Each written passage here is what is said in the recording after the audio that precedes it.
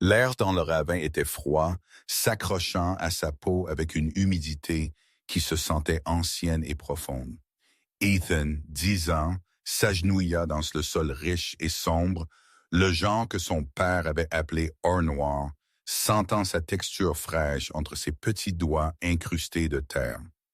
Sa sœur de 3 ans, Claire, dormait à quelques pieds de là, enveloppée dans une couverture usée sous un abri rudimentaire de branches. Pendant des jours, cet endroit avait été une tombe, une fosse verticale offerte à eux par un homme cruel. Mais à ce moment-là, alors que ses yeux s'ajustèrent au crépuscule perpétuel au fond du canyon, il le vit, regroupé sur une bûche tombée couverte de mousse, était une floraison de champignons Shiitake sauvages, leurs chapeaux bruns scintillant faiblement dans la lumière filtrée. Il les reconnut instantanément du marché fermier, un lieu de lointain, plus heureux souvenir. Un souffle qu'il ne savait pas, qu'il retenait, s'échappa de ses poumons. Et pour la première fois depuis que son père était mort, un sentiment qui n'était pas la peur, pas la faim, mais un fragile scintillement électrique de possibilité le traversa. Cet endroit n'était pas une fin, c'était un incubateur. Ce seul moment de clarté changerait tout pour lui et de sa petite sœur. Un témoignage de comment l'espoir peut être trouvé dans les endroits les plus rejetés. Si vous croyez dans le pouvoir de la résilience humaine, faites-nous savoir d'où vous écoutez dans les commentaires ci-dessous. Votre soutien nous aide à donner vie à plus d'histoires comme celle-ci. Alors, assurez-vous d'aimer ce récit et de vous abonner à la chaîne.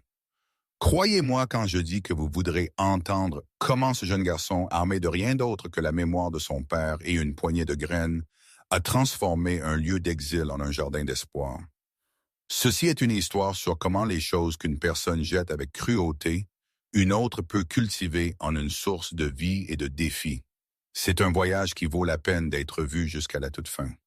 Un rappel que la plus grande force grandit souvent des blessures les plus profondes, nourrie dans le silence et l'ombre, jusqu'à ce qu'elle soit prête pour la lumière. Mais pour comprendre comment un garçon de 10 ans est venu à être seul avec sa petite sœur, au fond d'un ravin traître, et pour saisir pourquoi la vue d'un simple champignon se sentait comme un salut profond, nous devons retourner 48 heures angoissantes. Nous devons retourner à la chaleur oppressive des fermes de tabac Blackwell, à une petite cabane de travailleurs délabrés, où le monde était sur le point de se briser. Tout commença non avec un acte dramatique de malice, mais avec un épuisement silencieux, final. Cela commença le moment où le cœur de William Carter, tendu par des années de labeur incessant de l'aube au crépuscule, céda finalement après un quart de travail de 15 heures sous le soleil brûlant de Caroline du Nord, laissant ses 2 enfants absolument et complètement seuls. Leur voyage dans l'obscurité ne commença pas dans le ravin. Il commença là, dans le silence soudain et terrifiant qui suivit le dernier souffle d'un homme bon. Pendant 7 ans, le monde d'Ethan Carter, 10 ans, fut défini par l'odeur du tabac and curing et la fine poussière rouge du sol de Caroline du Nord. Son existence était circonscrite par les roses vertes infinies des fermes de tabac Blackwell, un empire tentaculaire de travail construit à l'ombre des Blue Ridge Mountains. Ce n'était pas une maison au sens traditionnel, mais un enclos, un lieu de mouvement perpétuel, où le soleil était à la fois une source de vie pour les cultures et un surveillant implacable pour les hommes qui les entretenaient. Les jours d'Ethan étaient un rythme d'attente, de regarder son père, William, disparaître dans la brume d'avant l'aube et réapparaître longtemps après que le soleil se soit éteint derrière les pics occidentaux. Un fantôme fait d'épuisement et de terre. La vie était un cycle d'absence et de présence brève, lasse, une réalité qu'Ethan avait appris à accepter avec la résignation tranquille d'un enfant qui n'a jamais rien connu de différent. Son père, William Carter, était un homme taillé de la terre même qu'il travaillait. À seulement 38 ans, son visage était une feuille de route de la difficulté, gravée de lignes de fatigue qui semblaient trop profondes pour son âge.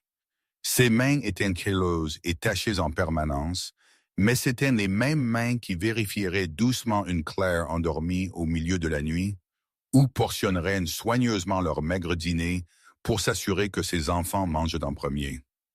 Après que la mère d'Ethan ait été perdue aux complications de l'accouchement 3 ans plus tôt, quelque chose en William s'était calcifié en une détermination pure et inflexible. Il prit les plus longs corps de travail, les tâches les plus épuisantes, poussé par le besoin singulier, désespéré de garder ses 2 enfants nourris et abrités dans un système conçu pour broyer des hommes comme lui en poussière. Un système qui n'offrait aucune pitié et ne reconnaissait aucune humanité au-delà de la valeur de son travail. La cabane qu'ils appelaient maison était peu plus qu'une baraque, une de dizaines bordant un chemin de terre au loin bord de la propriété Blackwell. C'était une structure fragile de bois non peint, froide en hiver et suffocante en été, avec un plancher qui craquait sous chaque pas et un toit qui pleurait pendant les fortes pluies.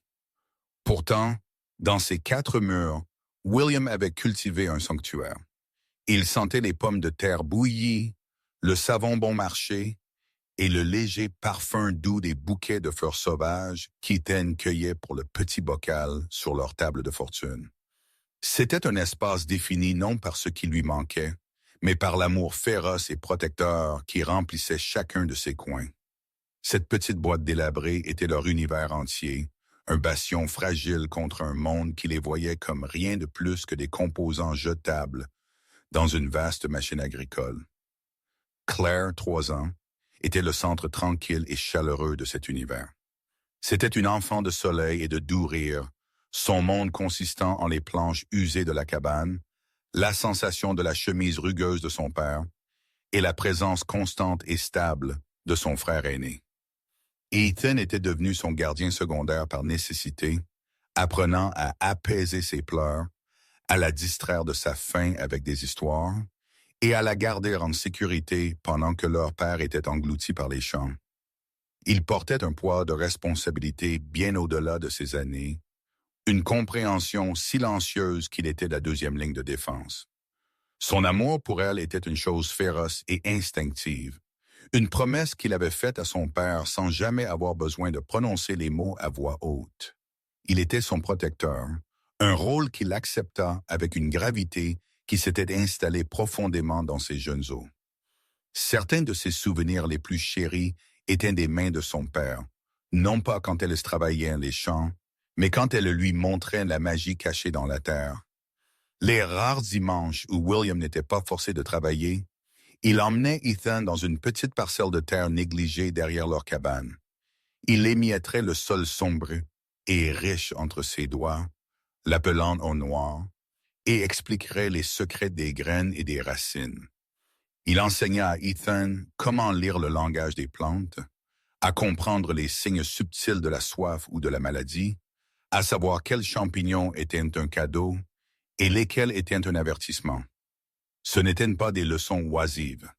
Elles étaient un héritage, la seule succession qu'un homme comme William Carter pouvait transmettre. Il plantait la connaissance dans son fils, des graines de survie que ni l'un ni l'autre ne savaient qu'un jour serait tout ce qu'Ethan aurait à cultiver.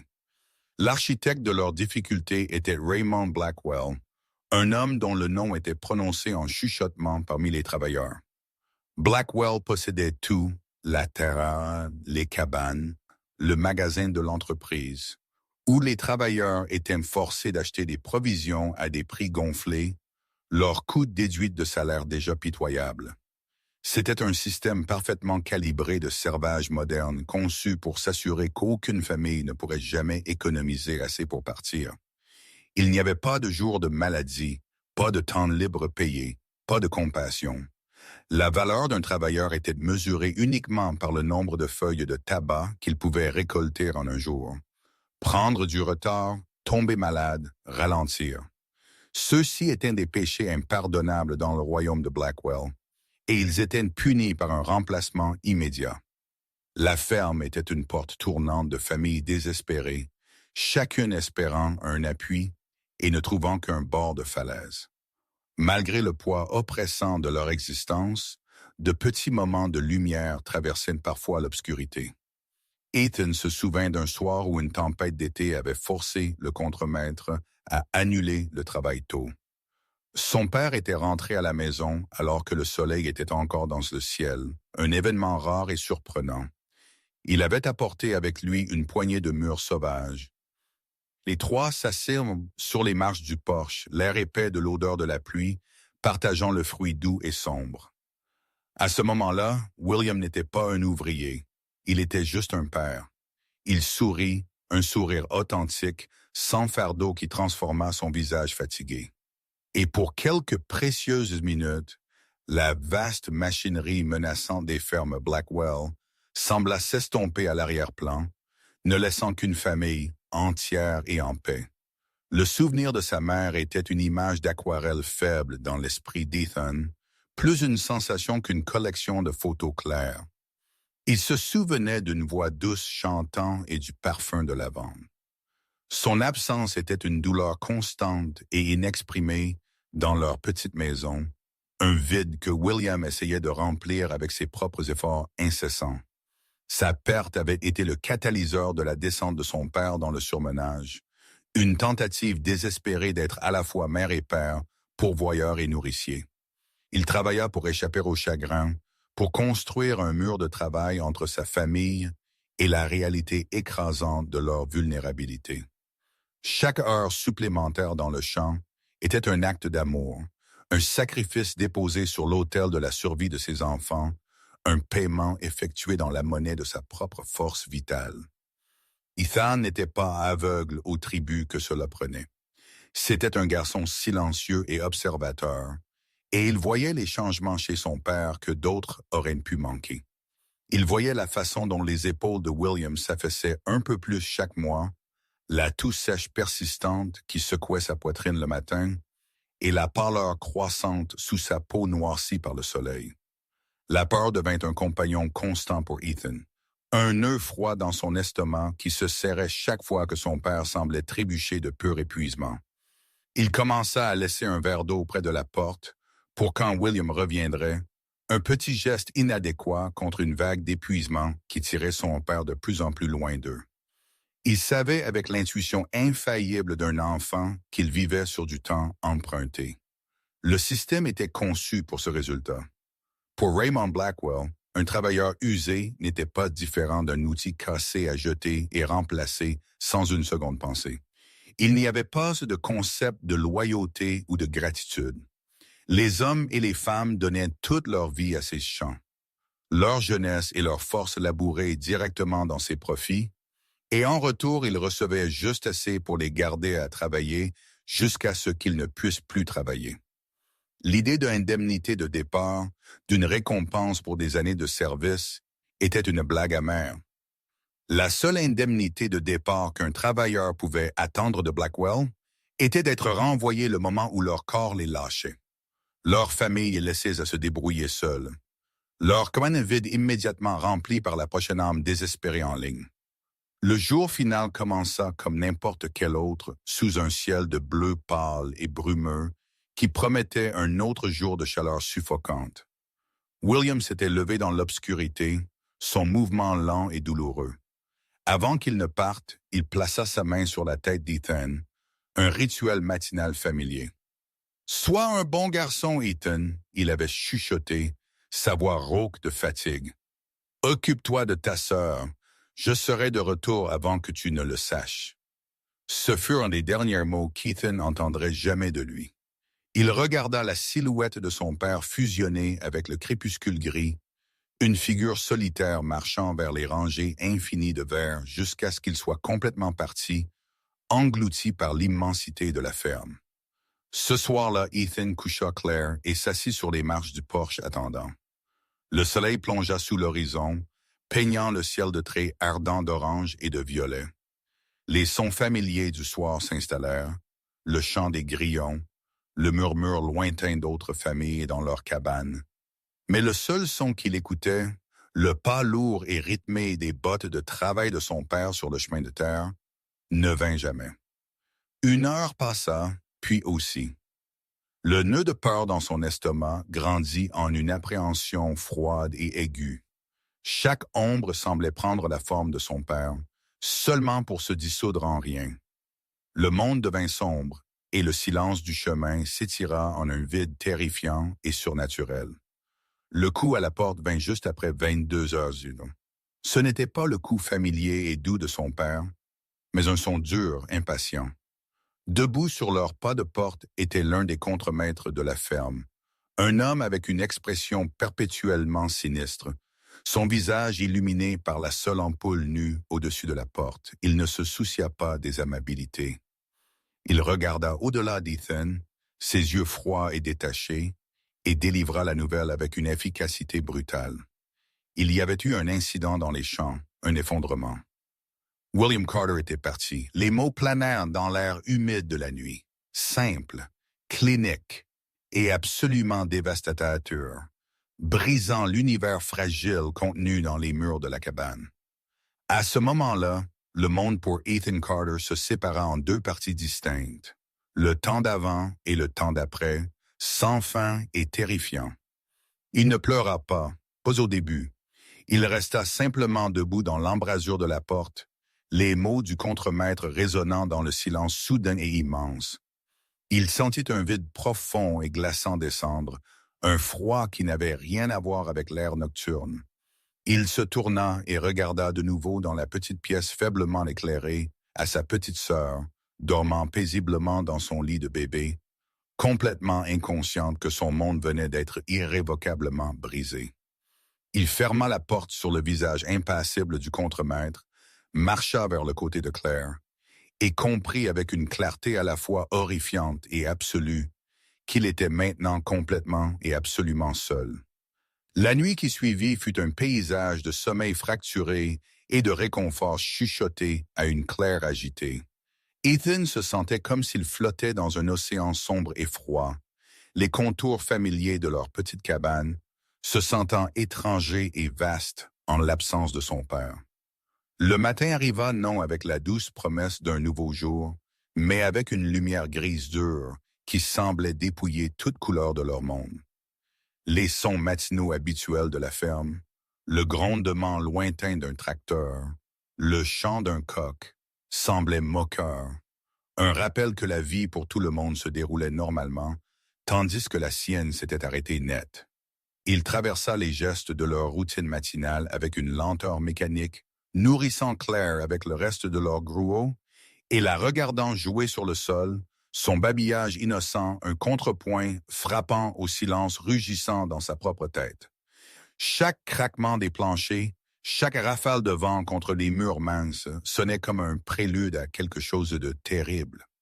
Le son, quand il vint, était exactement ce qu'il avait craint. Ce n'était pas le doux coup d'un voisin apportant ses condoléances, mais un coup percussif dur sur la porte en bois, un son d'autorité et d'impatience. C'était le son de la ferme elle-même, du système qui avait consumé son père venant maintenant chercher ce qui restait. Le cœur d'Ethan battait contre ses côtes, un oiseau frénétique piégé dans une cage. Il se déplaça instinctivement pour se tenir entre la porte et sa sœur, une petite barrière futile contre le monde. Il savait qui était de l'autre côté. C'était le même contremaître de la nuit précédente, l'homme aux yeux sans lumière, sans pitié. Pendant un long moment, il resta simplement là, sa petite main planant au-dessus du loquet de fer rouillé, sachant qu'ouvrir cette porte signifierait laisser la vérité dévastatrice finale entrer dans leur maison. Il tira la porte, la lumière du matin se déversant et l'aveuglant momentanément. La silhouette du contremaître remplit l'embrasure, une forme sombre et imposante contre le ciel lumineux. Le visage de l'homme était un masque d'indifférence, son regard balayant Ethan et l'intérieur de la cabane, comme s'il inspectait une pièce d'équipement plutôt qu'une maison remplie de chagrin. Il n'offrit pas de salutation ni un mot de sympathie. Sa présence était purement fonctionnelle, un rouage dans la machine Blackwell, envoyé pour accomplir une tâche simple et sans cœur. L'air devint épais d'une finalité tacite, et Ethan se sentit rétrécir sous le regard froid et évaluateur de l'homme, les derniers vestiges de sa sécurité d'enfant s'évaporant sous le soleil matinal intense. Il serra le bord de la porte, ses phalanges blanches se préparant aux mots qu'il savait venir. Le contremaître parla, sa voix aussi plate et stérile que le chemin poussiéreux sur lequel il se tenait. Il ne perdit pas de temps avec des euphémismes. Il exposa la politique des fermes de tabac Blackwell avec une clarté brutale qui ne laissait aucune place à l'incompréhension. Le logement, expliqua-t-il, était directement lié au travail. Avec le travailleur William Carter, décédé, le droit de sa famille d'occuper la cabane était terminé avec effet immédiat. Il utilisa des mots comme actif et propriété, des termes cliniques qui réduisaient leur maison à une ligne sur un grand livre. Il n'y eut aucune reconnaissance de leur perte, aucune reconnaissance de leur humanité. Ils étaient simplement un problème à régler, une affaire administrative en suspens à boucler, afin que le cycle implacable de production puisse continuer sans interruption. Puis vint la phrase qui couperait son dernier lien avec le monde qu'il connaissait. « Vous avez 24 heures pour quitter les lieux », déclara le contremaître, ses yeux fixés quelque part au-dessus de la tête d'Ethan. Les mots ne semblaient pas réels. 24 heures. C'était une quantité de temps impossibly petite, une horloge cruelle qui décomptait jusqu'à la destitution absolue. Le nombre résonna dans l'espace caverneux du choc d'Ethan. Un jour, 24 heures pour emballer une vie qui venait d'être brisée, pour trouver un nouveau lieu où exister dans un monde où il n'avait nulle part où aller. Il sentit le sol sous lui s'incliner, le sol solide de sa réalité s'effritant dans un abîme terrifiant. Il ne put que fixer l'homme, sa propre voix perdue quelque part dans le nœud serrant de panique dans sa gorge. Ethan leva les yeux vers le contremaître, ses yeux suppliant la miséricorde que la voix de l'homme refusait d'offrir.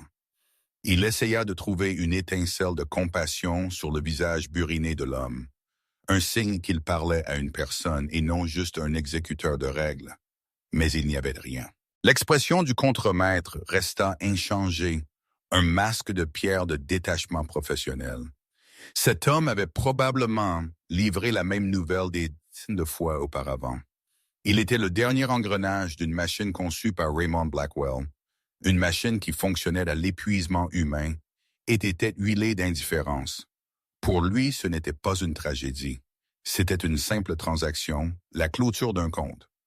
Le silence s'étira entre eux, rempli seulement par l'appel désespéré et tacite d'Ethan et la résolution inflexible du contremaître. L'esprit du garçon, bouleversé par le choc, se rappela soudainement un souvenir d'il y a 6 mois. Il se souvint de la famille Martinez, qui vivait 3 cabanes plus loin. Monsieur Martinez était tombé d'une grange de séchage et s'était cassé la jambe, incapable de travailler. Ethan avait regardé, caché derrière une pile de barils, ce même contremaître livrer la même nouvelle. Le jour même, il vit leurs affaires, un matelas, quelques cartons, un ours en peluche usé d'enfants empilés sur le bord du chemin de terre. Il se souvint de la vue de Madame Martinez pleurant tandis que ses enfants se serraient contre elle, leur visage gravé d'une confusion et d'une peur qu'il comprenait maintenant complètement. La menace abstraite des mots du contremaître devint soudainement une image concrète et vivante dans son esprit. Ce n'était pas juste une possibilité, c'était une certitude. C'était ce que la ferme faisait. Elle jetait les brisés. Comme pour effacer tout doute persistant, le contremaître ajouta un dernier détail glaçant et pratique. La nouvelle famille arrive demain à midi pour prendre possession, dit-il, son ton suggérant qu'il coordonnait simplement une livraison. Assurez-vous que la cabane est libre de tous effets personnels. Blackwell n'aime pas les détails en suspens. La déclaration fut une confirmation brutale finale que leur vie ici était terminée. Ils n'étaient pas juste expulsés, ils étaient remplacés. Leur existence effacée et écrasée dans une seule rotation de la Terre. La mention d'une nouvelle famille rendit douloureusement clair que leur maison, le seul sanctuaire qu'il et Claire avaient jamais connu, était déjà promise à quelqu'un d'autre. Ils n'étaient que des fantômes qui n'avaient pas encore quitté le bâtiment. Sans un autre mot, le contremaître tourna les talons et s'éloigna, ses lourdes bottes de travail craquant sur le chemin de gravier. Il ne regarda pas en arrière. Ethan resta figé dans l'embrasure de la porte, regardant le dos rigide de l'homme reculer jusqu'à ce qu'il ne soit qu'une autre silhouette engloutie par l'immensité de la ferme. L'air du matin, qui s'était senti frais quelques instants auparavant, se sentait maintenant suffocant, lourd du poids de leur prochain sans-abri. Il ferma lentement, délibérément, la porte. Le doux clic du loquet sonnant aussi final qu'un coup de marteau de juge. Les 4 murs de la cabane ne se sentaient plus comme un abri. Ils se sentaient comme une cage, sa porte maintenant grande ouverte sur un monde qui n'avait pas de place pour eux. Il appuya son front contre le bois rugueux de la porte, sa respiration venant par halètements irréguliers et peu profonds. Une vague de nausée le submergea. Il se tourna et son regard tomba sur Claire. Elle avait réussi à ramper jusqu'au pied de la table et essayait de se hisser. Un air de concentration intense sur son petit visage avant qu'elle ne rigole et ne se laisse retomber sur le sol. Elle était complètement inconsciente. Son monde encore sûr, encore entier, protégé par le frère, qui avait maintenant moins de 24 heures pour trouver comment les sauver tous les deux. À ce moment-là, le poids écrasant de sa nouvelle réalité s'abattit sur lui. Il avait 10 ans et il était la seule chose se tenant entre sa petite sœur et la vaste, impitoyable nature sauvage du monde. Cette nuit-là fut un creuset de froid et de peur. Blotti sous les branches tentaculaires d'un chêne ancien au bord du ravin, Ethan tenait Claire serrée contre sa poitrine, son petit corps tremblant d'un mélange de froid et de confusion. Les sons de la nuit, autrefois familiers et réconfortants, semblaient maintenant prédateurs. Chaque bruissement de feuilles était un pas de contremaître. Chaque ululé d'un hibou lointain un son de jugement. Il fixa la bouche béante et noire du ravin, le cadeau de Raymond Blackwell. C'était un lieu d'ombre, une cicatrice verticale sur la terre destinée à être leur tombe. Pourtant, alors que les doux pleurs gémissants de Claire perçaient l'obscurité, une certitude froide et dure commença à se cristalliser dans le jeune esprit d'Ethan. Personne ne venait pour eux. Il n'y avait pas d'autre porte à laquelle frapper. Le monde les avait rejetés et cet endroit sombre et oublié était la seule chose qu'il leur restait. L'humiliation sur le porche avait consumé toute dernière espérance enfantine de miséricorde. La survie n'était plus un espoir. C'était un ordre. Alors que le premier léger soupçon de lumière grise commençait à saigner dans le ciel oriental, la peur de la nuit se solidifia en un plan. C'était une chose fragile, désespérée, un plan construit non sur la stratégie, mais sur la pure nécessité. Il ne pouvait pas simplement marcher dans ce ravin les mains vides et attendre de mourir. Il avait besoin d'outils, il avait besoin d'un futur. Et le seul futur qu'il pouvait imaginer était enfermé dans la mémoire des mains de son père, émiettant le sol sombre et chuchotant la magie des graines, la cabane. Il devait y retourner une dernière fois. La nouvelle famille n'était pas attendue avant midi. Les mots du contremaître résonnaient dans sa tête, une horloge cruelle qui tic-tac. Il avait une fenêtre, une petite et dangereuse parcelle de temps pour récupérer les fragments de leur vie avant qu'ils ne soient complètement effacés. La pensée envoya un choc d'adrénaline à travers son corps épuisé, un but qui était plus aigu et plus réel que la faim rongeant son estomac. Il ajusta doucement sa veste déchirée, la transformant en une écharpe improvisée pour fixer Claire à son dos. La réveiller inviterait des pleurs, et les pleurs inviteraient la découverte. C'était mieux ainsi de la laisser dormir pendant la partie la plus dangereuse de leur voyage, son petit poids chaud, un rappel vivant constant de ce pourquoi ils se battaient. La marche de 6 kilomètres jusqu'aux cabanes des travailleurs se sentait comme traverser un pays étranger et hostile. Il resta en dehors des chemins de terre principaux, s'en tenant aux ombres le long des bords des chambres de tabac, son petit corps se déplaçant avec une furtivité qu'il ne savait pas posséder. Chaque son lointain, l'atout d'un moteur de tracteur démarrant, l'aboiement d'un chien fit battre son cœur, le forçant à se figer derrière un buisson ou une pile de barils. Sa respiration retenue serrée dans sa poitrine. Il était un intrus dans l'endroit qu'il avait autrefois appelé maison, Un fantôme hantant les bords de sa propre vie. Quand il atteignait finalement la rangée de cabanes, la sienne se distinguait par sa nudité. La porte était légèrement entr'ouverte, se balançant doucement dans la brise matinale, une invitation et un avertissement tout à la fois. Il se glissa à l'intérieur, ses pieds nus silencieux sur les planches usées qui avaient si souvent craqué sous le poids de son père. L'espace était creux, dépouillé des quelques maigres meubles qu'ils avaient possédés, résonnant des fantômes de leur rire et de leur chagrin. Pendant un moment, le vide menaçait de le submerger, une manifestation physique de sa perte. Mais il n'y avait pas de temps pour le chagrin. Il se déplaça avec une efficacité sinistre, ses yeux balayant la pièce nue pour tout ce qui pouvait être utile, son esprit un instrument de survie aiguisé et concentré. Ce n'était plus une maison. C'était une ressource à piller avant qu'elle ne soit perdue pour toujours.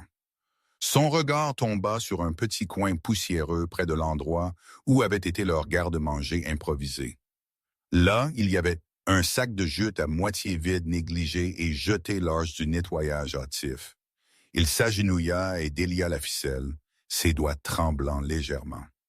À l'intérieur se trouvaient les petits paquets de graines en papier que son père avait économisés pour un jardin de printemps qui ne serait jamais planté. Laitue, épinards, herbes. Il se sentait impossiblement léger dans sa main. Pourtant, il portait le poids d'une promesse, un lien tangible à la croyance de son père en la générosité de la terre. Il sécurisa soigneusement le sac, le petit paquet cliquetant sonnant comme la monnaie la plus précieuse au monde. C'était plus que juste de la nourriture. C'était un héritage, une collection de minuscules vies dormantes confiées à ses soins. C'était la première pièce de son nouveau monde. Sa recherche continua. Il trouva la couverture usée qu'ils utilisaient les nuits les plus froides, jetée en tas près de la porte arrière, jugée trop usée et sans valeur pour que la ferme s'en soucie. Il la ramassa, sa texture rugueuse familière, un petit réconfort contre sa peau. Puis ses yeux attrapèrent un éclat de métal à l'extérieur, juste sous l'escalier arrière. C'était la petite truelle, son manche en bois usé et sa lame métallique tachée de la riche terre rouge de Caroline du Nord. Elle était à moitié enterrée dans la terre, oubliée là où son père l'avait laissée pour la dernière fois. Un outil, pas juste un outil pour creuser, mais un outil pour construire, pour créer quelque chose à partir de rien. Il la serra fort, un sac de graines, une couverture mince et une truelle rouillée. C'était un arsenal pitoyablement petit pour mener une guerre contre la famine, mais c'était tout ce qu'il avait. Avec ses maigres trésors sécurisés, Ethan se tint dans l'embrasure de la porte pour un dernier moment fugace. Il jeta un long regard silencieux sur la pièce vide, un adieu silencieux à la seule maison qu'il ait jamais connue. Il n'était plus le garçon qui avait attendu sur le porche pour son père de revenir. Ce garçon était parti, perdu dans ce silence suffocant des dernières 48 heures. À sa place se tenait quelqu'un de nouveau, quelqu'un de plus dur, forgé dans les feux du chagrin et de l'abandon. Il ajusta le poids endormi de sa sœur sur son dos, ses respirations douces et régulières, un rythme stable contre le battement frénétique de son propre cœur. Il sortit de la cabane sans un bruit, lui tournant le dos pour la dernière fois. Il ne regarda pas en arrière. Son visage était tourné vers le bord nord de la propriété, vers la promesse sombre du ravin. La décision était prise. La préparation était terminée. La seule voie restante était vers le bas. Le voyage de retour fut une course silencieuse et désespérée contre le soleil levant. Chaque pas qu'Ethan fit loin de la cabane était un pas dans un inconnu si vaste qu'il menaçait de l'engloutir entier.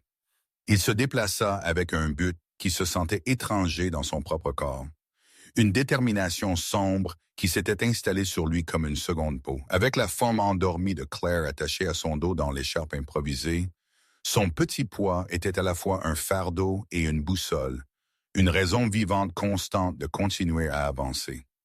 Il évita les chemins de terre familiers, maintenant des artères de découverte potentielles, et au lieu de cela, il serra les longues ombres sombres projetées par les rangées infinies de plants de tabac.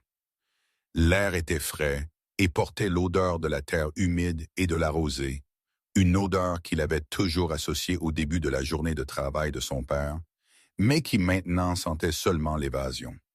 Le sac de graines et la truelle heurtaient doucement sa hanche, un maigre arsenal pour la guerre qu'il était sur le point de mener. Il n'avait pas parcouru plus de 500 verges quand le premier son de la ferme qui s'éveille coupa le silence matinal. C'était la toux gutturale et le grondement d'un moteur de tracteur qui démarrait d'au loin, un bruit familier qui maintenant sonnait comme un prédateur qui sortait de son sommeil. Le son fut un interrupteur, faisant passer sa peur d'une douleur sourde à une panique électrique aiguë. Il plongea instinctivement dans la brousse dense et envahie qui bordait un fossé de drainage, son corps frappant le sol humide avec un doux bruit sourd. Il retint son souffle, pressant une main doucement contre le dos de Claire pour l'empêcher de bouger, son cœur battant un rythme frénétique contre ses côtes. Le moteur du tracteur s'installa dans un ronronnement bas et régulier, un battement de cœur monstrueux signalant que sa fenêtre d'invisibilité se refermait rapidement. Le monde s'éveillait et il était un fantôme qui devait rester dans l'ombre. Quelques minutes plus tard, de nouvelles menaces apparut. Le doux craquement rythmique des bottes sur le gravier d'un chemin voisin. Ethan se pressa plus profondément dans le feuillage, les feuilles humides froides contre sa joue. Il regarda à travers un petit espace et vit un des ouvriers agricoles, un homme qu'il reconnaissait des granges de séchage, marcher à moins de 20 pieds de sa cachette. L'homme était perdu dans son propre monde, sifflant une mélodie sans ton, une boîte à lunch en fer blanc se balançant de sa main. Pendant un moment terriblement long, le chemin de l'homme sembla virer directement vers lui. Tout le corps d'Ethan devint rigide, une statue sculptée dans la peur. Il ferma les yeux, se préparant au cri de la découverte. Mais alors l'homme ajusta sa course, continuant sur le chemin, sans un seul regard dans sa direction. Les pas s'estompèrent, et Ethan s'accorda une lente et tremblante expiration, l'échappée belle le laissant tremblant et fortement conscient de la fragilité de sa liberté. La réalité physique de sa tâche commença à s'installer avec une intensité broyante et brutale. Le trek de 6 kilomètres était une entreprise monumentale pour ses jambes de 10 ans, rendue infiniment plus difficile par la précieuse cargaison sur son dos. Claire, qui s'était toujours sentie si légère dans ses bras, semblait maintenant être faite de plomb. Les sangles de sa veste s'enfonçaient profondément dans ses épaules, envoyant des douleurs aiguës et brûlantes le long de ses bras. Chaque pas était une négociation avec l'épuisement. Ses muscles criaient en signe de protestation, le soleil montait plus haut, l'air frais du matin cédant la place à l'humidité oppressante familière d'un été de Caroline du Nord, et un film de sueur luisait sur son front. Il ne courait plus seulement d'une menace. Il combattait les limitations de son propre petit corps, un corps qui se sentait lamentablement mal équipé pour le fardeau qu'il était forcé de porter. Il continua d'avancer, son monde se réduisant au prochain pas et à celui d'après.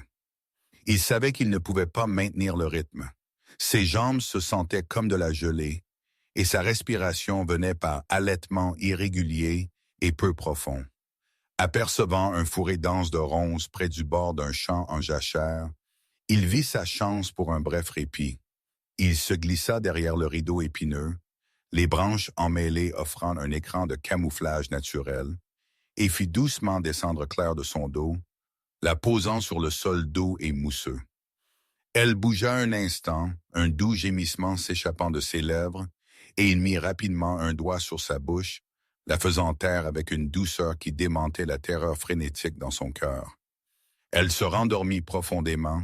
Inconsciente, il déboucha la petite bouteille d'eau qu'il avait réussi à remplir au robinet extérieur de la cabane et prit une petite gorgée prudente, rationnant le précieux liquide.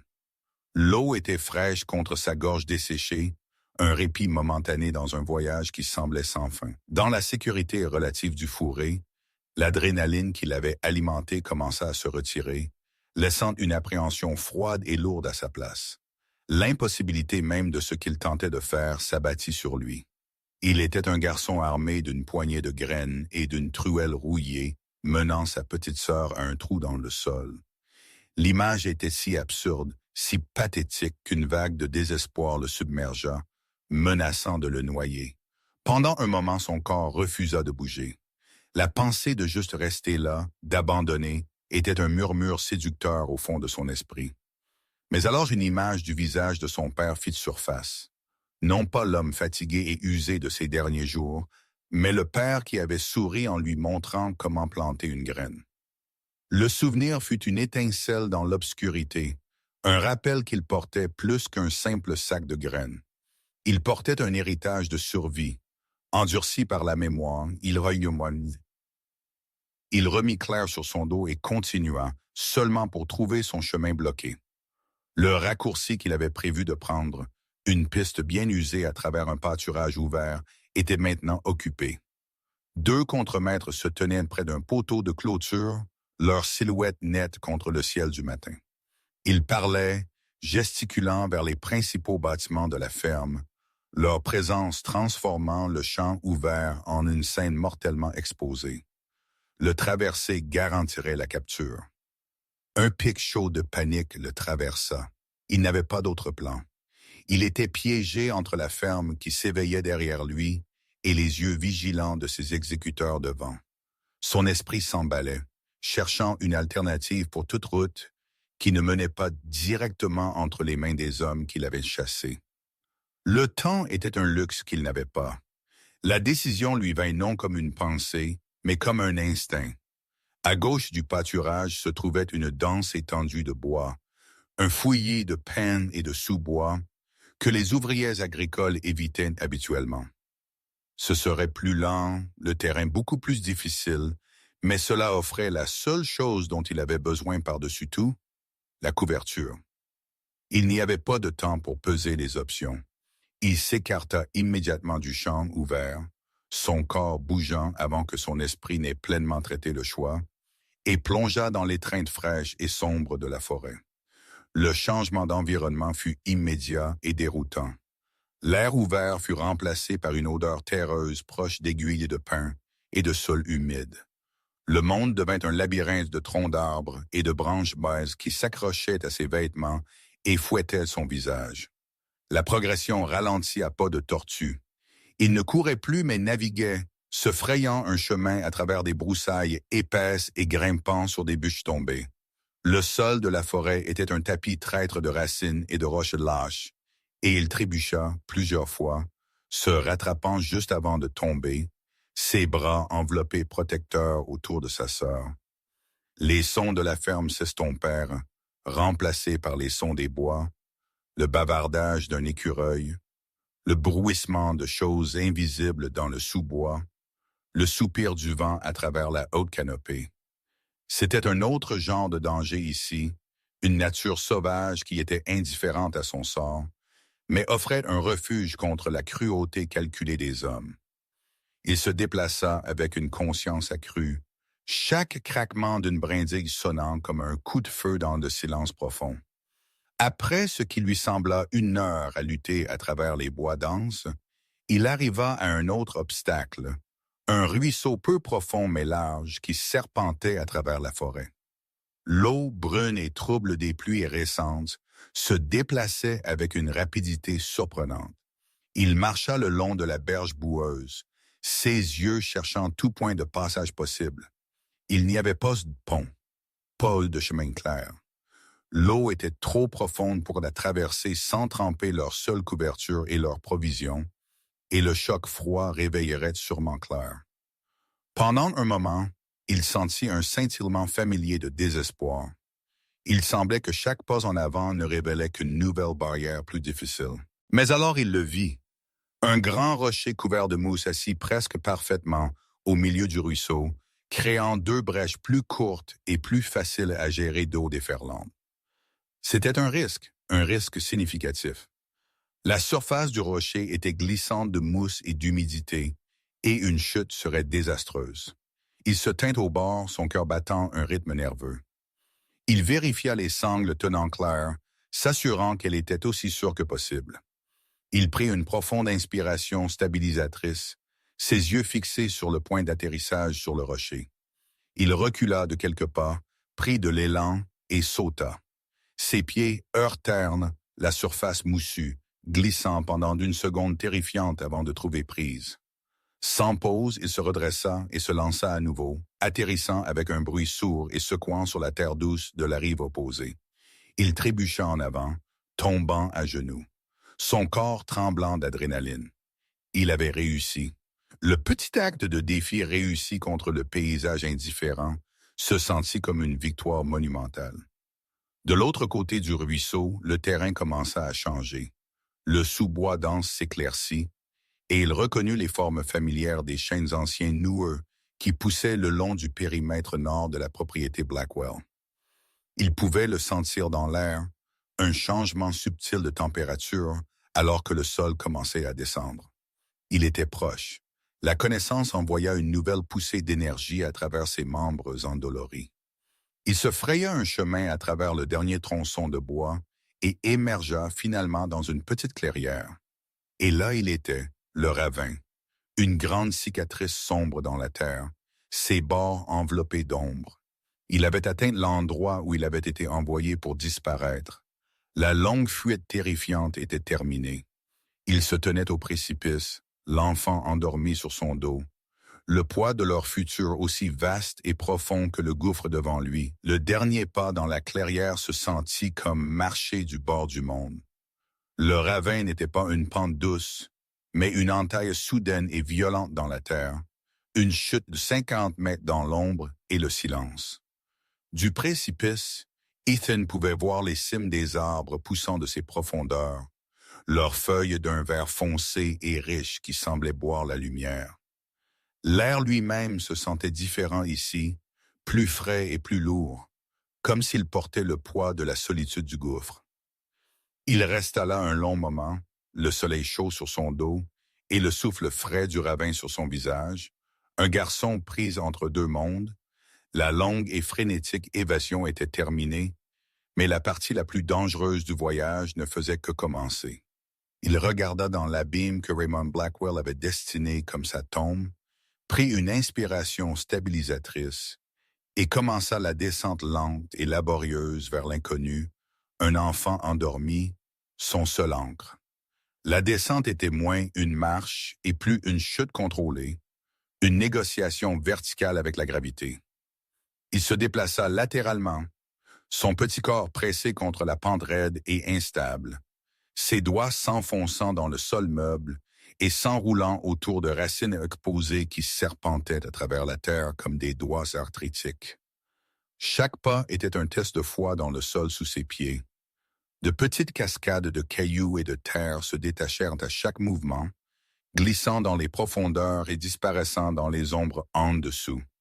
Il garda un bras étroitement enroulé autour de Claire, protégeant son petit corps avec le sien, ses respirations douces et régulières, un contraste frappant avec ses propres allaitements irréguliers et paniqués. Le monde devint un focus étroit et tactile. L'écorce rugueuse d'une racine, le bord aigu d'un rocher, l'odeur humide et terreuse du sol perturbé. C'était un processus d'une lenteur agonisante, un voyage mesuré en pouces, pas en pieds, alors qu'ils les abaissaient tous les deux dans l'obscurité en attente. Atteindre le fond ne fut pas une arrivée triomphante, mais un effondrement doux et maladroit sur le sol frais et humide du ravin. La transition fut immédiate et profonde. La chaleur oppressive du soleil disparut, remplacée par un froid profond semblable à celui d'une cave qui s'accrochait à sa peau. Les sons du monde d'en haut, le vent, les bruits lointains de la ferme étaient partis, étouffés par les parois rocheuses abruptes qui s'élevaient de chaque côté comme la nef d'une cathédrale de pierre. Le silence ici était une chose vivante, brisée seulement par le son de sa propre respiration lourde et le doux filet mélodique d'eau de quelque part à proximité. La lumière filtrait depuis l'ouverture étroite loin au-dessus, un crépuscule perpétuel qui peignait tout en tons doux et sourds de vert et de gris. Il était arrivé dans un monde caché, un endroit complètement déconnecté de celui qu'il avait rejeté, et dans son isolement, il sentit la première étincelle fragile de sécurité. Il détacha doucement la veste de ses épaules et déposa soigneusement Claire sur une parcelle de mousse douce et épaisse. Elle bougea, son petit front plissé dans son sommeil, puis ses yeux s'ouvrirent en battant. Elle ne pleura pas. Elle leva simplement les yeux vers les imposantes parois rocheuses et le mince filet de ciel lumineux si loin au-dessus, son expression étant celle d'un pur émerveillement innocent. Ethan s'agenouilla à côté d'elle, son épuisement un lourd manteau sur ses épaules, et mit un doigt sur ses lèvres, une supplication silencieuse pour le calme. Il prit ensuite la couverture usée et l'enveloppa étroitement autour d'elle, créant un petit cocon chaud contre le froid humide du fond du ravin. Pendant quelques minutes, il resta simplement assis avec elle, tous deux petits et insignifiants dans le vaste espace silencieux. Il regarda sa petite poitrine monter et descendre, et une résolution protectrice féroce se durcit en lui. Cet endroit devait être leur sanctuaire. Il devait en faire un. Le son de l'eau qui coulait, qui avait été un appel humain, en arrière-plan à sa gorge desséchée. Suivant le son, il en découvrit la source. Une petite source claire pleurant d'une fissure dans la paroi rocheuse à environ 20 pieds de long. L'eau s'accumulait dans un bassin peu profond de pierres lisses avant de déborder et de s'infiltrer dans le sol sombre. Il s'en approcha avec un sentiment de révérence, sa soif soudainement aiguë. S'agenouillant, il recueillit l'eau dans ses mains en coupe. Elle était étonnamment froide, pure et propre, avec un goût minéral doux qui se sentait comme la vie elle-même. Il but profondément, l'eau apaisant la douleur brute et poussiéreuse dans sa gorge. Il remplit ensuite la petite bouteille qu'il avait portée et la ramena à Claire, l'aidant patiemment à prendre de petites gorgées prudentes. Cet acte simple, trouver et boire de l'eau propre, se sentit comme leur première victoire. Une revendication fondamentale établie dans cet endroit sauvage et oublié. Une fois leur soif immédiate étanchée, son prochain instinct fut l'abri. Le sol ouvert du ravin se sentait trop exposé, trop vulnérable même dans son isolement. Ses yeux balayaient dans la base des parois rocheuses jusqu'à ce qu'il trouve ce qu'il cherchait, un surplomb peu profond, une concavité naturelle dans la pierre qui offrait un degré de protection d'en haut. Utilisant la petite truelle rouillée et ses mains nues, il dégagea la zone des roches et des brilaches. Puis, il ramassa des branches tombées, appuyant les plus longues et plus robustes contre la paroi rocheuse et tissant des branches plus petites et plus feuillues entre elles pour créer un abri rudimentaire mais efficace. Il drapa leur unique couverture par-dessus, créant un petit espace sombre, protégé des éléments. C'était une imitation pathétique d'une maison. Mais alors qu'il rampait à l'intérieur, l'espace clos se sentait comme une forteresse, une petite poche d'ordre sculptée dans la nature sauvage. Cette première nuit fut une longue et sombre veillée.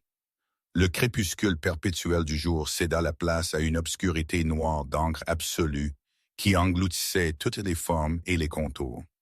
Les constellations familières du ciel nocturne étaient complètement cachées, remplacées par un ruban étroit et étoilé d'espace loin au-dessus. Les sons du ravin étaient différents la nuit. Le filet de la source semblait plus fort et le silence était ponctué par le bruissement de créatures invisibles dans le sous-bois et le murmure des courants d'air se déplaçant à travers le canyon. Ethan resta éveillé pendant des heures, Claire dormant profondément à côté de lui, sa main reposant sur son dos. La peur était toujours là, un nœud froid dans son estomac, mais elle avait changé. Ce n'était plus la peur des hommes aux yeux durs et des avis d'expulsion. C'était une peur plus ancienne, plus primale du noir et de l'inconnu, et d'une certaine manière cela se sentait plus gérable. Il n'était plus chassé, il était simplement caché. Les jours qui suivirent tombèrent dans un rythme lent et silencieux. Le matin était un éclaircissement graduel du ravin, une lente descente de lumière douce. Son monde se rétrécit à l'étendue de 50 mètres de long du fond du canyon, un univers autonome de roches, de terre et d'eau. Il passa son temps à explorer chaque centimètre de leur nouvelle maison, sa terreur initiale cédant lentement la place à une profonde connaissance d'observation du lieu.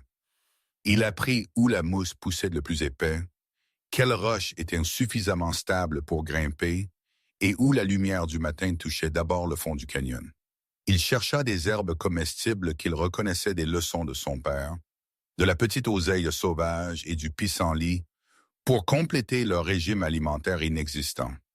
La faim rongeante était un compagnon constant, mais la menace immédiate de découverte avait reculé, remplacée par les défis plus fondamentaux de la survie.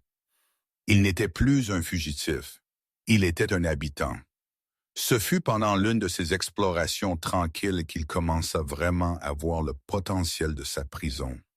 Il creusait près de la base de la source avec sa truelle, espérant trouver des racines comestibles, quand il plongea l'outil dans le sol. Au lieu de l'argile dure et rocheuse à laquelle il était habitué de la ferme, la truelle s'enfonça facilement dans le sol. Il tira une motte et l'émietta entre ses doigts. Elle était sombre, presque noire, et riche de l'odeur de la terre humide et de la décomposition. C'était exactement ce que son père avait appelé l'or noir. Du sol créé à partir de décennies de feuilles tombées en décomposition, enrichies par l'humidité constante de la source. Un souvenir fit surface avec une clarté étonnante. Son père tenant une poignée de ce même genre de terre, expliquant qu'un sol comme celui-ci pouvait faire pousser presque n'importe quoi, que c'était un cadeau. Il regarda autour du ravin le sol couvert de cette précieuse terre fertile, et la première graine d'une nouvelle idée commença à germer dans son esprit. Il les trouva 3 jours après leur arrivée, nichés dans l'ombre la plus profonde du ravin. Ses yeux, maintenant pleinement habitués à la faible lumière, balayaient la forêt de bûches tombées et de souches en décomposition quand il les vit. Sur une grande bûche couverte de mousse, à moitié enterrée dans le sol sombre, se trouvait un amas de petites pousses en forme de parapluie. Son cœur donna un coup sec et fort contre ses côtes. Il s'approcha, ses pas lents et prudents, comme s'il approchait un animal endormi. Il s'agenouilla dans la terre, ses yeux traçant la forme familière des chapeaux bruns, les lamelles pâles en dessous, la façon dont ils poussaient en une floraison serrée et superposée. Il les avait vus auparavant des dizaines de fois, empilés haut dans des paniers au marché fermier d'Asheville, l'endroit où son père l'avait emmené lors de quelques rares occasions heureuses. Il savait ce qu'ils étaient, mais la pure improbabilité de les trouver ici, à cet endroit, fit hésiter son esprit. D'une main tremblante, il tendit le bras et en toucha un. Le chapeau était lisse et légèrement coriace, frais au toucher. Il le détacha doucement de sa tige. Le parfum qui s'échappait de la chair brisée était incomparable. Un arôme riche, terreux et légèrement fumé qui le transporta instantanément au marché animé chez le vendeur qui l'avait laissé en tenir un et l'avait appelé une délicatesse. Shiitake, champignon shiitake sauvage, une variété gastronomique qui, il le savait en écoutant l'argumentaire de vente du vendeur, commandait un prix étonnamment élevé. La connaissance le frappa non pas comme une pensée, mais comme un choc physique, une décharge d'électricité qui traversa tout son corps. Il tenait un petit champignon brun, mais il se sentait aussi lourd et aussi précieux qu'une pièce d'or. C'était une découverte si profonde, si complètement inattendue, qu'elle sembla déformer la réalité de sa situation. Il resta agenouillé là longtemps, le champignon toujours serré dans sa main, le sol riche et sombre frais entre les doigts de l'autre. Claire dormait à quelques pieds de là, enveloppée dans leur couverture sous l'abri rudimentaire de branches qu'il avait construit. Pendant des jours, cet endroit avait été une tombe, une fosse verticale offerte à eux par un homme cruel comme un acte final de mépris. C'était censé être la fin de leur histoire. Mais à ce moment-là, fixant la floraison impossible de vie poussant sur une bûche morte, il ressentit un changement profond et puissant en lui. Un souffle qu'il ne savait pas qu'il avait retenu pendant des jours, un souffle serré de peur et de désespoir s'échappa de ses poumons dans un long soupir frissonnant. Et pour la première fois depuis qu'il avait vu la silhouette de son père disparaître dans la brume matinale pour la dernière fois, un sentiment qui n'était pas la peur, pas la faim, mais un fragile scintillement électrique de pure possibilité le traversa.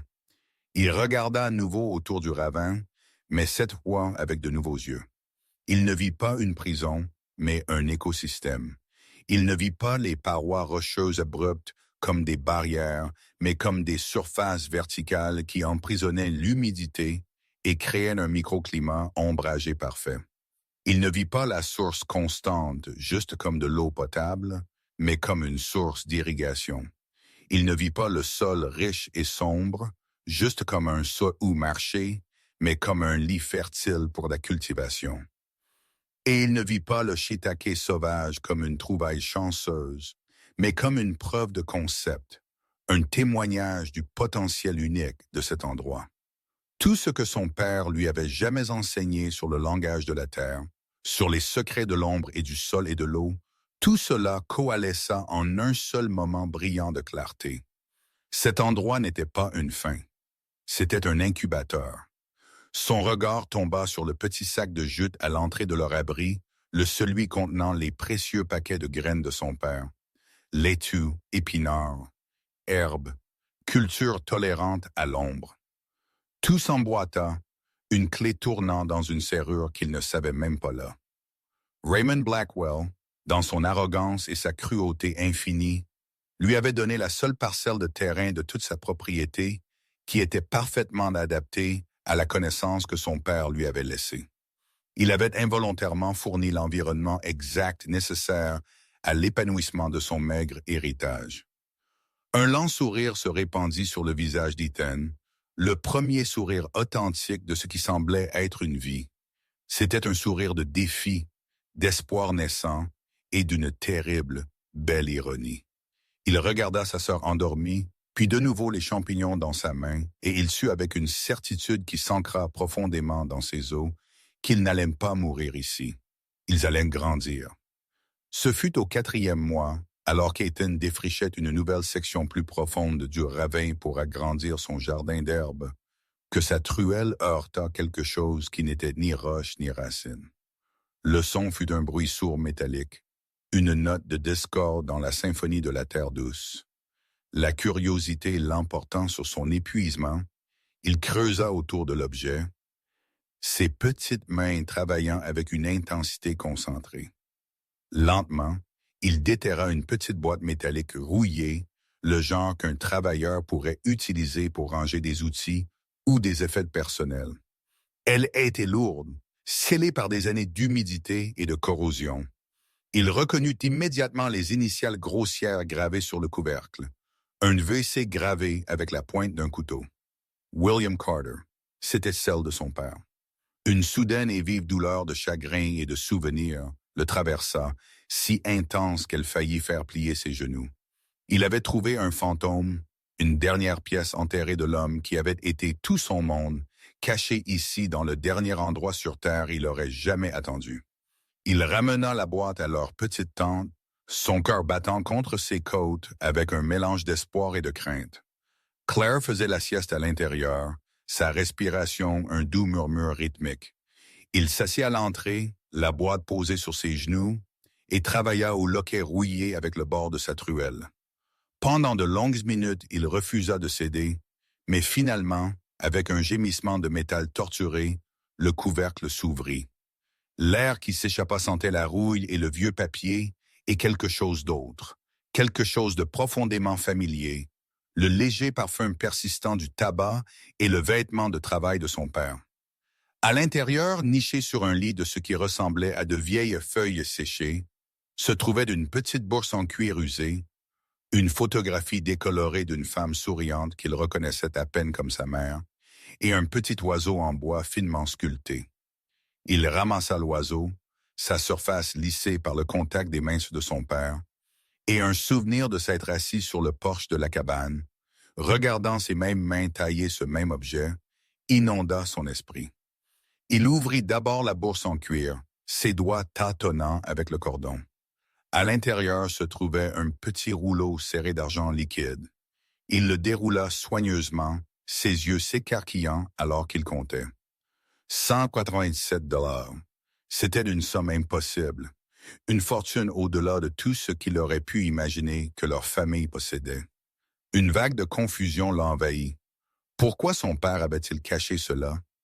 Cet argent aurait pu leur acheter de meilleure nourriture, des médicaments pour la toux de son père, un bref répit du poids écrasant de leur pauvreté. Cela n'avait aucun sens. Cela ressemblait à une trahison, un secret gardé pendant qu'il souffrait. Il fixa les billets usés, les visages de présidents oubliés le regardant, et sentit un nœud froid de ressentiment commencer à se former dans son estomac. Cet argent aurait pu tout changer, et pourtant son père l'avait enterré dans la terre, les laissant sans rien. Quand il fut parti, sous la bourse, il y avait un dernier article, une seule feuille de papier pliée en un petit carré serré et taché d'huile et de terre. C'était une lettre. Ses mains tremblèrent alors qu'il la dépliait, le papier si fragile, il sentait comme il pourrait se désintégrer dans sa prise. L'écriture était celle de son père, une écriture rugueuse mais soignée qu'il n'avait jamais vue que sur des listes pour le magasin de l'entreprise. Il prit une profonde inspiration frissonnante et commença à lire. Les premiers mots étaient une simple salutation dévastatrice. « À mon fils, Ethan. » À ce moment-là, le ravin, sa sœur, toute sa lutte pour la survie semblèrent s'estomper, ne laissant que la voix silencieuse et puissante de son père lui parlant d'outre-tombe. Une conversation finale il n'aurait jamais cru avoir. Le monde se contracta à la pièce de papier dans ses mains. Chaque mot un artefact sacré d'une vie qui leur avait été volée. La lettre était une confession, un dernier compte rendu d'un homme qui savait qu'il manquait de temps. Son père écrivait de la douleur dans sa poitrine, d'une faiblesse dans son cœur qu'il avait essayé d'ignorer, mais qui s'était aggravée avec chaque mois qui passait. Il savait qu'il mourrait.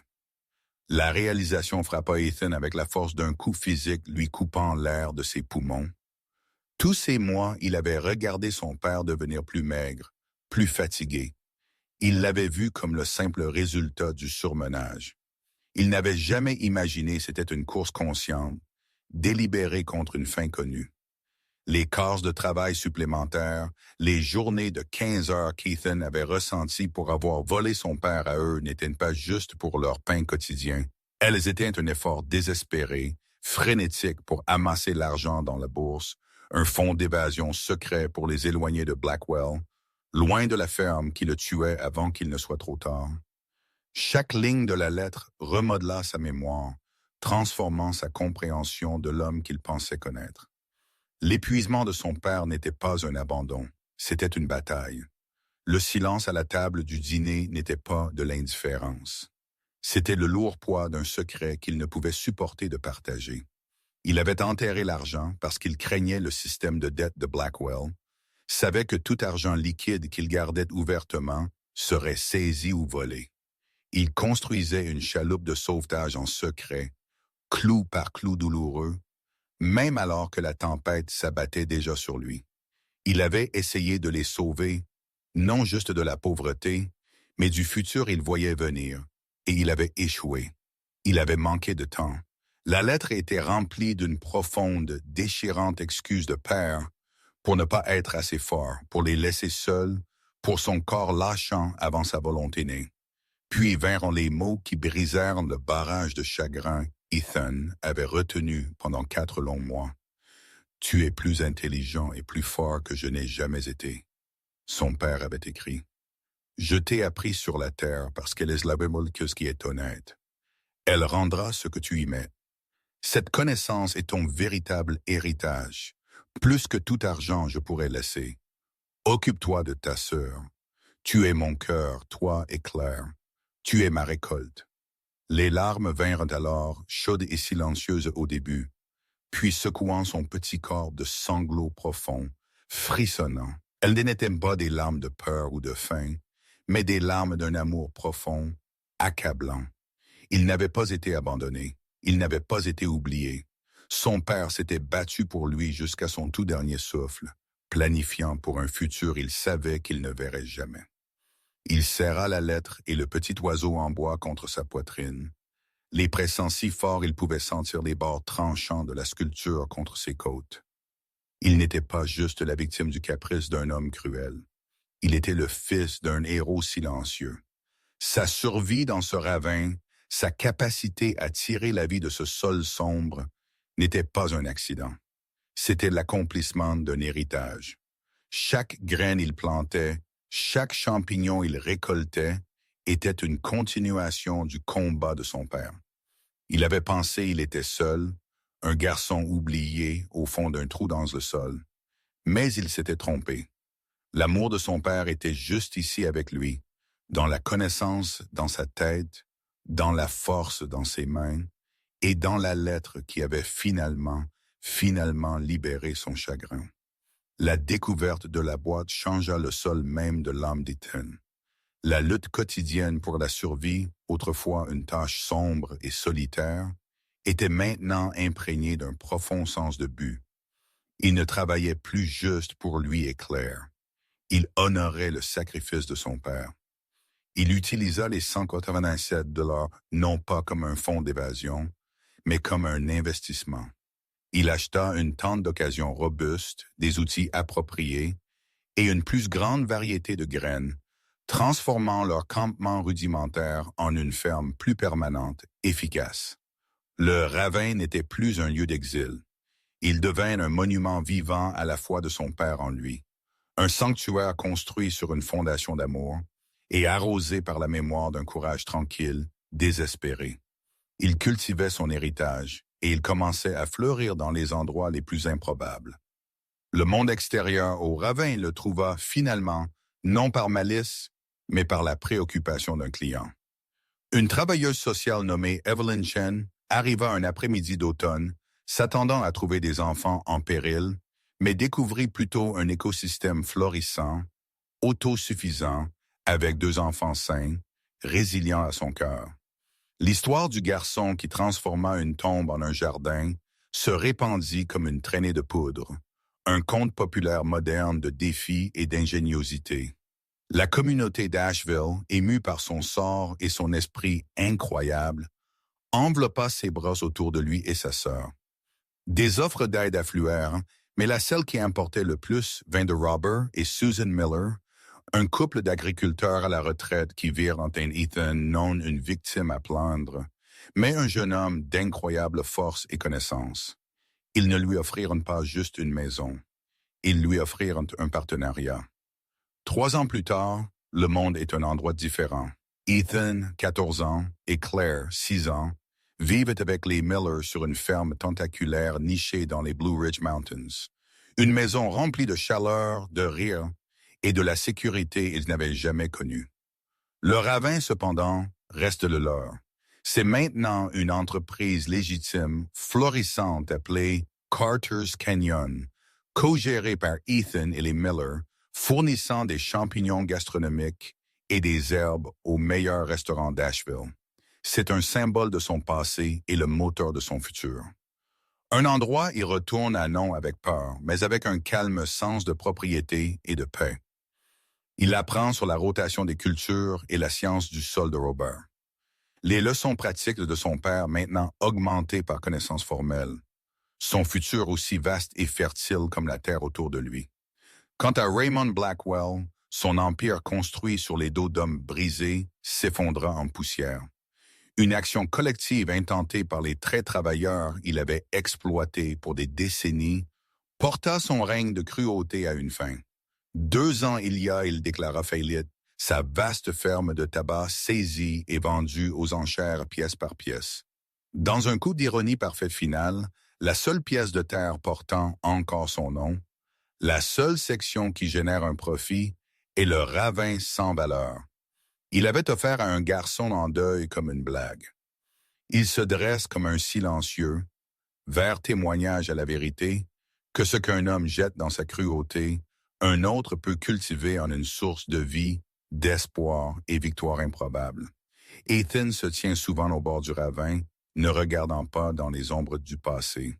Mais à travers aux montagnes, la petite main de sa sœur tenue fermement dans la sienne, il porte toujours le petit oiseau en bois dans sa poche, sa surface maintenant usée lisse par son propre toucher. Il comprend maintenant que son père n'a pas échoué. Il avait planté une graine dans son fils, une graine de résilience et de connaissance, et elle avait pris racine dans les plus sombres des endroits. Il lui avait donné les outils pour tourner une malédiction en une bénédiction, pour faire pousser un futur d'une tombe. Et alors qu'il regarde Claire chasser un papillon près de l'entrée à leur canyon florissant, il sent le plein poids profond des derniers mots de son père. Il était et toujours serait